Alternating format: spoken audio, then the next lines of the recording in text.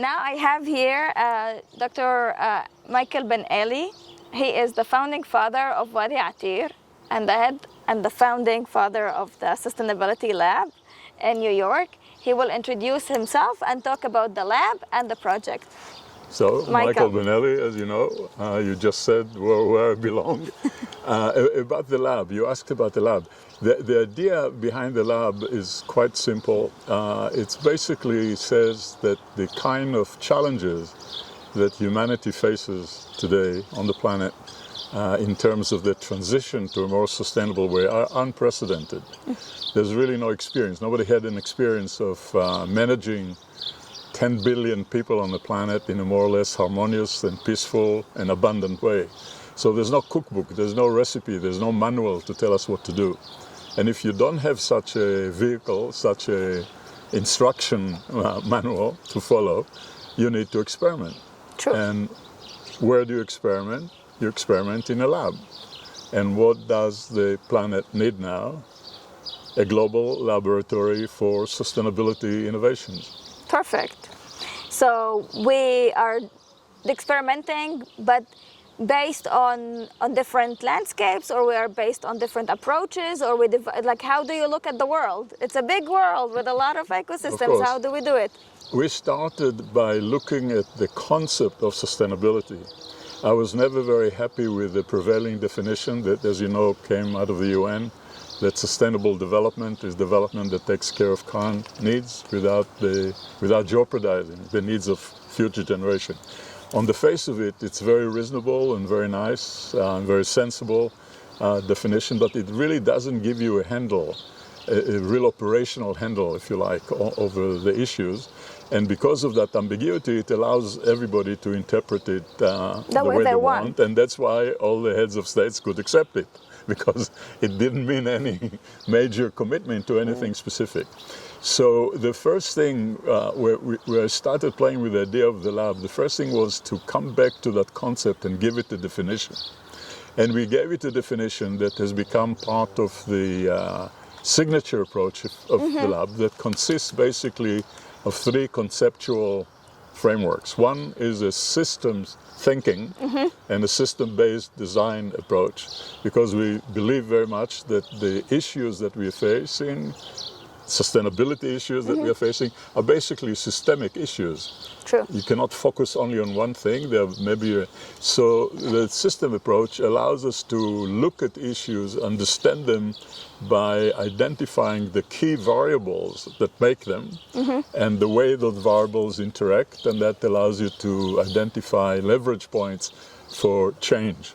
So change, of course, is of the essence, and therefore the next element is a pioneering theory of change, a theory that makes fundamentally a distinction between change that you make in a system while the system still remains the same, and change that requires a complete transformation. The system is no longer what it was. It's shift. It's now something else. It evolves into a completely new thing. And the hint here is that the kind of changes that we need to bring about are second-order changes, as those major changes are called. This distinction is significant because many times when people are facing, whether it's in personal life, your own development, family life, or corporate life, when you're facing second-order change situation, the tendency is to address them with first-order kind of strategies, and of course it doesn't work. You end up tinkering at the mountain. So everything that has to do with the sustainability or the future of the planet now requires a really almost everything that we know to throw away. We need also to be sustainable in our own thinking, right? Like keep following. So how does that come into Wadi Attir? So, and the third element is the definition that I mentioned earlier, and a set of 5 principles that are derived from the definition. And those principles relate to 5 different domains. The physical domain that has to do with energy and matter, the flow of energy and matter, how you rate technology, if you like. The social domain, how society organizes itself, how it's governed, how what's the place of people in it, and so forth. The economic domain, of course, that asks what is it that we measure, what is it they value, what is it that we evaluate in the first place? Is it just a lot of money in the bank, or are there other dimensions to the economic calculation? What we call the life domain, we are part of a very intricate, very complex fabric of life, and we are not very good neighbors to many of the other species. So the life domain as a principle, and of course the spiritual, the value-related domain. All the others, incidentally, all the other four are basically about how you do things. That they are techniques. True. And it's the spiritual domain that really asks, why do you do what you do in the first place? What drives you? What is your commitment? What's your purpose in life? And so on. So those five provide a framework for developing projects. If you like, they could provide a very nice framework for a roadmap for the future of the planet as well, because you can identify the key elements of change in each one of those arenas. So in Project Wadi Attir, what we try to do is to produce some significant innovations in relation to each one of those different domains. And we can talk about some examples and something like that. So how exactly, you talked about the spiritual domain, which is why do you do what you do?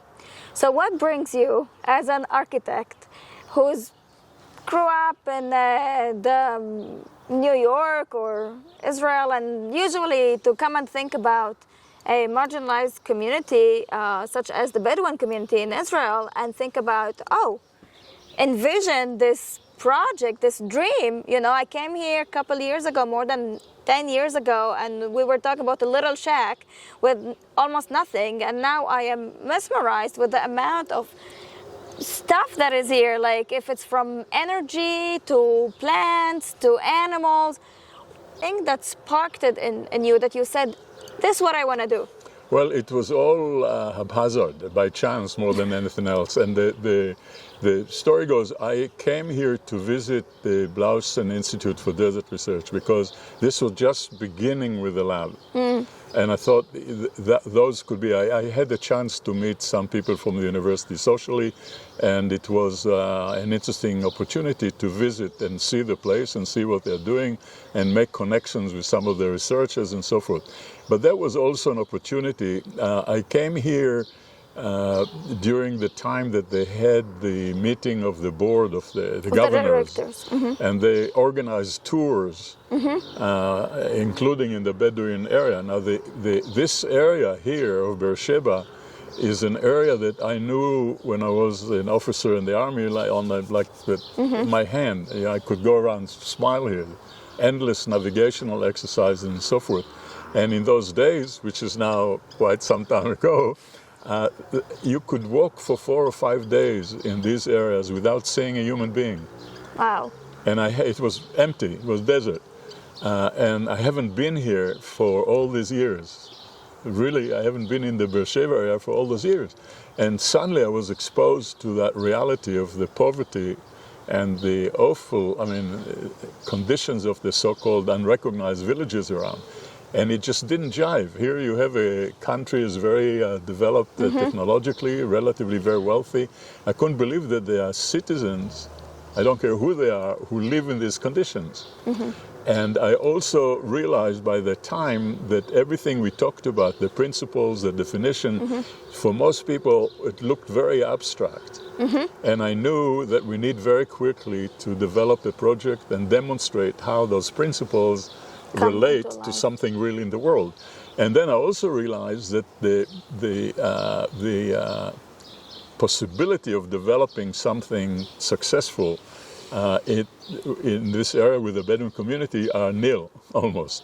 True. So I thought the more difficult the challenge that we take, if we're successful, it will really make the statement that what the lab is after has value, and it will continue from there on. And that's why I met Muhammad al-Nabari, who was at the time the mayor of Khura. I talked to him about some of the ideas that I thought could be developed here. He got very excited about this, and he became my counterpart, if you like. And that means that from the beginning we had strong leadership anchor in the Bedouin community. And what we did for almost 2 years, we kind of brought together a group of people, mostly thought leaders in the Bedouin community itself, but also a few people from outside that had interest in the development of that community or had some technological savvy.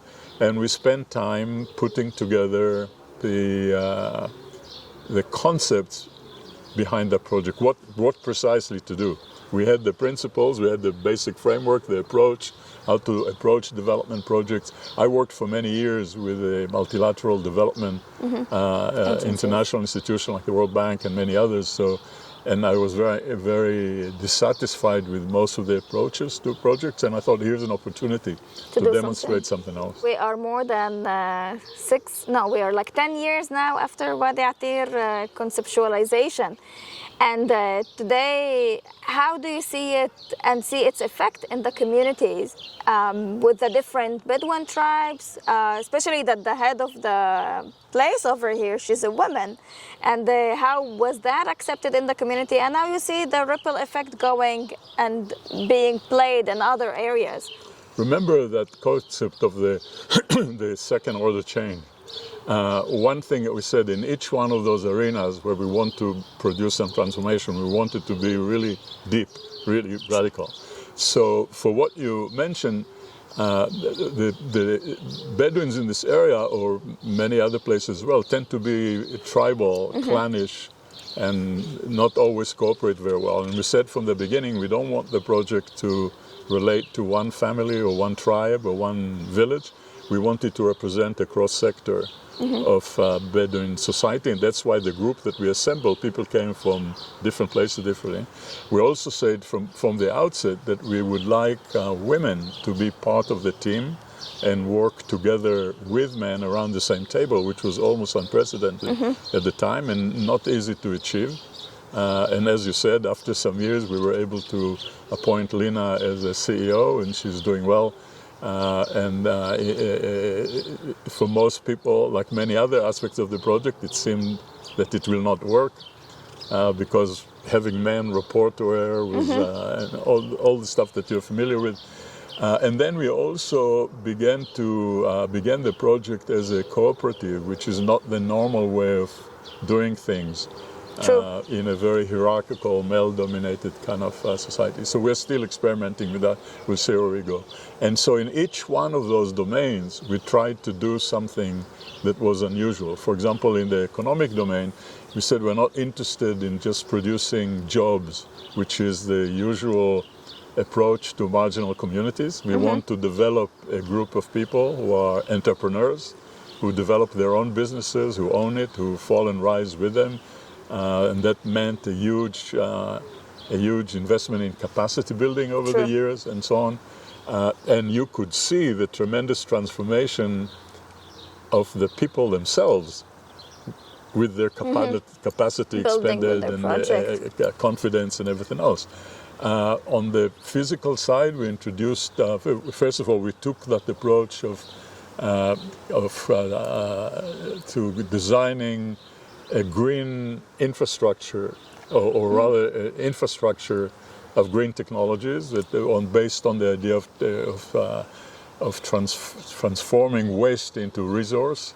So what is waste in one leads to another. Yeah, I saw the home biogas over here and the other, yes, and many other things around. Of course, we're still working on the solar energy at the heart of this. And so on. So in each of those areas, we tried to do something that looked impossible, if you like, because it was, so to speak. So do you see the place over here? Our project deals with community centers and knowledge centers, libraries that they will be also part of fighting climate change in their own way, because people turn to, today libraries are not only a place where you go and lend a book and read it, it's a place where you learn about the world and see different things. So do you see Project Wadi Attir as being first and foremost an educational place for people around to come and learn and replicate, and what's the future plans that you have for the project? Well, we are sitting at the visitor center here. The visitor center was conceived with three functions in mind. One, to be an ecotourism destination, which it has become. Two, to be a station of support, center for support, technical support to outlying villages in methods of agriculture, things like this. And three, as an educational facility. And as you know, today we have an agricultural school here. True. We are cooperating with the Ministry of Education. We received the, how do you call it, a formal designation. So the place is a recognized school. I talked earlier with the head of the school. It was fascinating. They work with 21 different schools over here in the area, teaching them about agriculture, sustainability. Yeah, before COVID, we had about 1,200 kids here every week. Wow. So this is the other thing that I didn't touch on is that whole ecosystem restoration. We experimented with Stephen Lowe, who is a very close colleague, is at the Ben Gurion University, with a very simple approach to reversing desertification, and that's been very dramatically successful, and we hope to apply it in other places as well. So the future is to have mini Wadi Attir or Wadi Attir in different ecosystems and experiment and learn more and have more knowledge centers around the world. Certainly learn more. I think that the project may vary. They may not be Wadi Attir, mini Wadi Attirs in different places, especially if we work in urban areas, for example. There are many major issues there. But the formula, I think that is a winning formula because it says you have to involve wherever you are, you have to involve the community. You not just deal with a piece of technology. True. You have to ask the questions of the economic reality of the thing and what makes it sustainable, not in a view from the viewpoint of a simple viewpoint of making profits. You have to deal with demonstrate advanced technology, green technology. You have to basically demonstrate the application of those principles that I talked about. Yeah. And if you do, then you are demonstrating a model. And that model can take different shapes and different forms in different places. Thank you, Eli. That was really interesting. Different viewpoint on what sustainability can be and what it is and what it means to each one of us and how each one of us can take a dream and make it into reality and prove that it can work with our 5 principles. I think individuals taking initiatives and doing something is the most important thing. Not being told what to do, but dream your dream and go and do it. Yeah, dream your dream and go and do it.